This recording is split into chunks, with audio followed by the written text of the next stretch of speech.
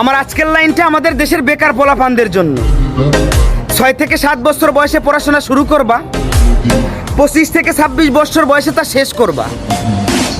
এবার মা বাবার কাছে পর্যাপ্ত পরিমাণ টাকা না থাকায়, অফিসে মামা খালু না থাকায় বছরের পর বছর ঘুরেও চাকরি মিলতেছে না। তারপর সেই বৃদ্ধ মা বাবার কাঁধে বসেই বেকারত্ব জীবন পার করবা। অন্যদিকে শখের মানুষের বিয়ে হয়ে যাচ্ছে, তার বাড়ি থেকে বলতেছে পোলায় কি করে। পোলায় এখন গ্রাজুয়েশন কমপ্লিট কইরা বর্তমান মা বাবার কাঁধে বসে বেকারত্ব জীবন পার করতেছে। এমন একটা ছেলের সাথে আমার মতো অভিভাবক হলেও আমি ডিরেক্ট রিজেক্ট করে দেবো, কখন আমার মেয়েকে বিয়ে দেবো না। তারপর রাস্তায় রাস্তায় স্যাড সং শুনবা আর ডেন্ডি খায় বেড়াইবা। আমি বলি কি, পড়াশোনা অনেক হয়েছে, এবার বাদ দাও। আজকেই পাসপোর্ট অফিসে যাওয়ার একটা পাসপোর্ট বানাও। 10 বছরের মিশনে প্রবাস জীবনকে বেছে নাও। দেখবা 2 বছর যেতে কি না যেতেই তোমার বাড়িতে একটা বিল্ডিং হয়ে গেছে।